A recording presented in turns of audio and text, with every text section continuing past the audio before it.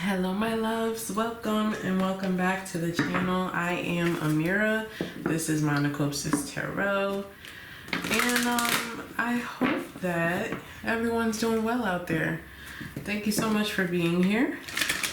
Okay, for clicking on this video, whether it's your first time or you're returning. Thank you.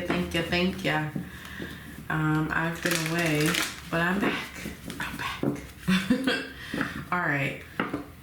This is going to be a general message for Scorpio. So wherever you have Scorpio in your chart, it may very well resonate for you. But keep in mind that timing is fluid and readings are general. So in plain language, that means that every reading is not going to feel the same way or hit the same way, if at all, as it may with someone else.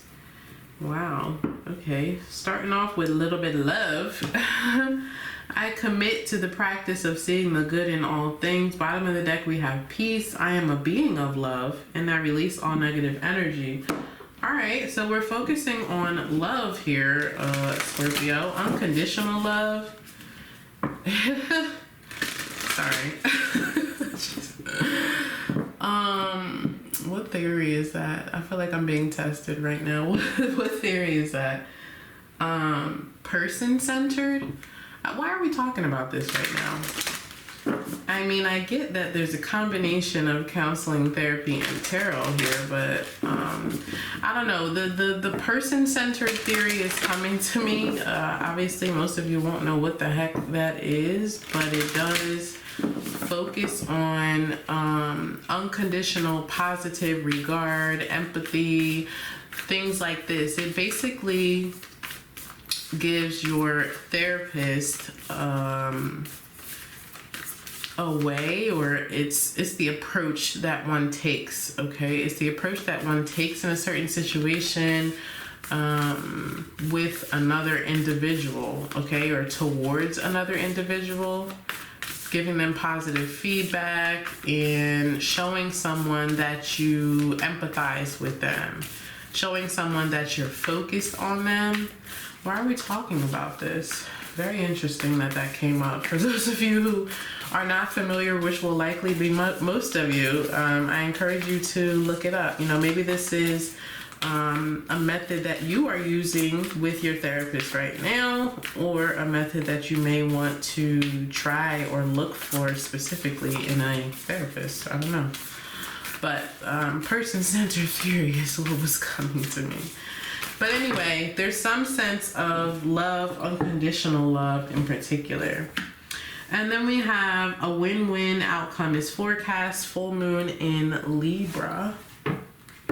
Okay, so this speaks to balance. It speaks to making a decision based upon the facts and not so much one's feelings. It's fairness, okay? It's also about cause and effect. But this card says a win-win. Yeah, look at that Empress. A win-win outcome is forecast, okay? So prepare for that. All right. So we start off with the Three of Wands.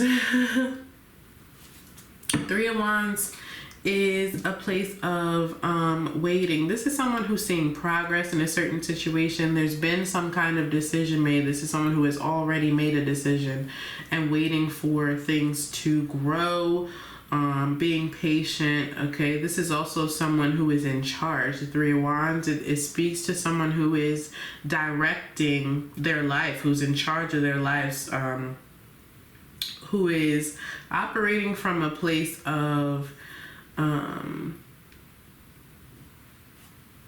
sheer focus, okay, and intention. The Three of Wands. Three of Wands is a card of growth and expansion.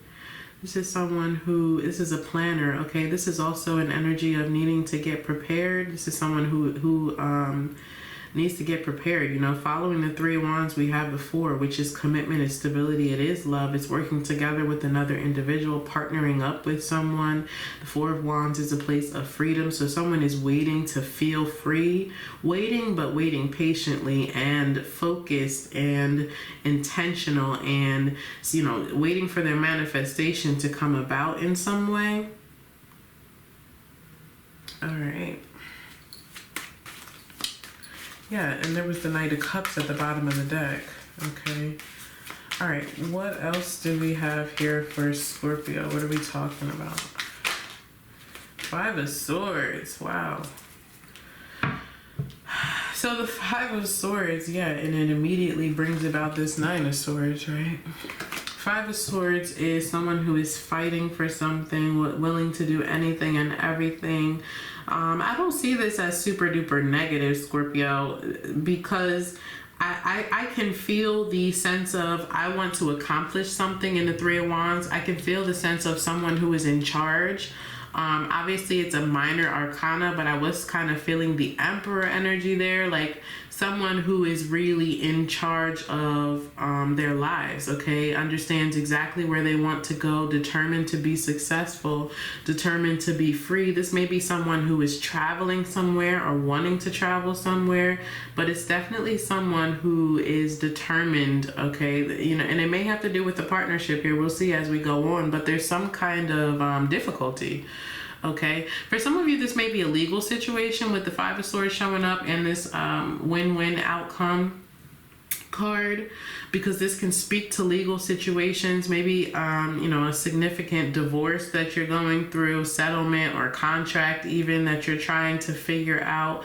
But I feel like the approach that someone is using here is good, and that's why I say this Five of Swords, although it's a very emotional energy, although it is very ego driven, it's someone who is fighting for what they believe they deserve in, but I feel like it's happening with love. I don't feel like it's super duper negative, at least on somebody's part. Okay. What else? What else do you have for Scorpio?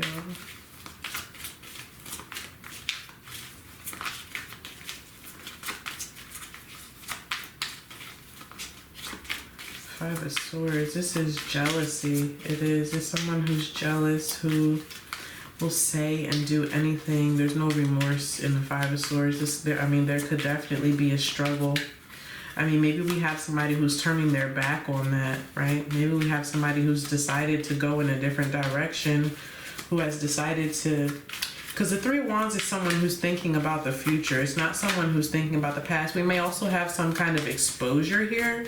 The Five of Swords essentially is a conflict. It's difficulty. I feel like it's a roadblock, if you will, but I do feel like someone is approaching it in the appropriate way. All right. So we have the Devil showing up here at the bottom of the deck. Seven of Cups here as well. Seven of Cups is a card of confusion. It's fantasy. There's illusion here. This is someone who is trying to figure something out.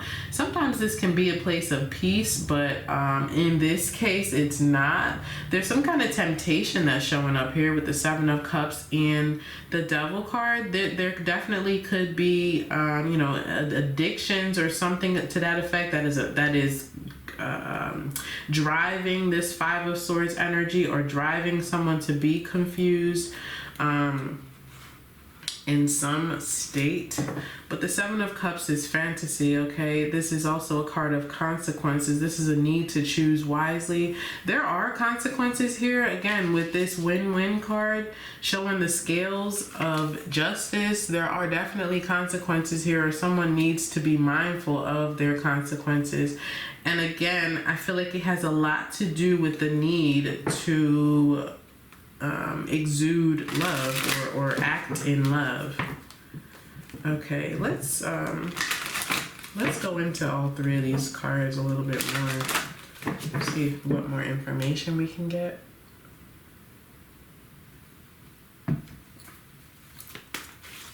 We may definitely have someone here who needs to get prepared for some kind of conflict or fight. Okay, get prepared for some kind of exposure that may cause confusion or something of that effect. Seven of Cups. Okay, what's the Three of Wands, please? What is this Three of Wands? Three of Wands is like the in-between phase of I'm not quite there yet, but I've decided where I want to be. So this is someone who's trying to get somewhere. Okay? Trying to get to a place where they feel stable emotionally, where they feel stable spiritually. Okay, that is the 4. The number 4 is about stability, but this is someone who's in the in-between phase of still waiting, trying to get somewhere.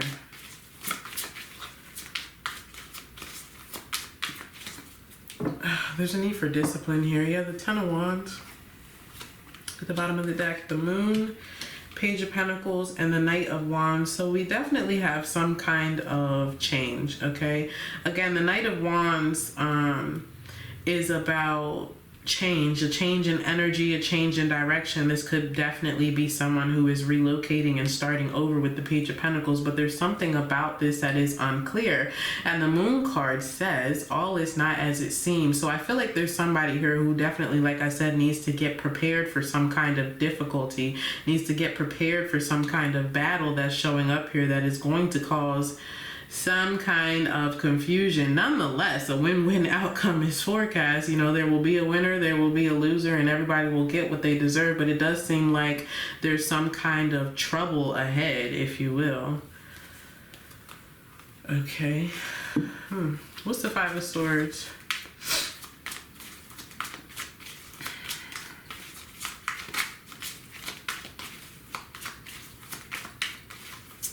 I feel like someone is second guessing their decision making as well.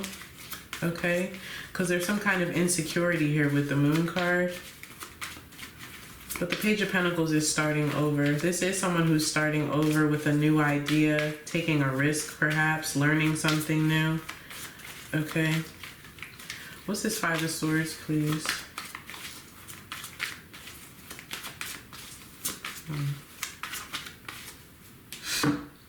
The Magician. Yeah, definitely some manipulation coming in. Eight of Pentacles, the Hermit, and the Ten of Cups. I feel like there's a loss of trust as well. Okay. The Eight of Pentacles is someone who's working on something, working to master something. This is someone who is showing off their skills and abilities. Yeah, definitely something about skills and abilities. All right. Someone is fighting for something. Like I said, with this Five of Swords, this is two people, multiple people, or even an internal thing, fighting for something that one believes in, one believes that they deserve. All right.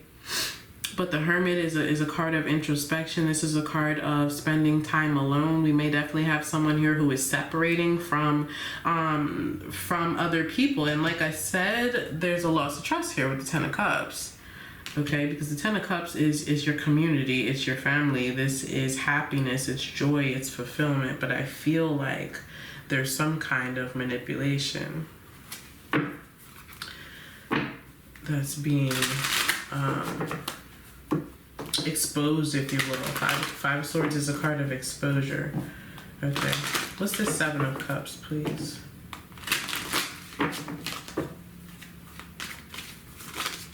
I want Scorpio to know about the Seven of Cups.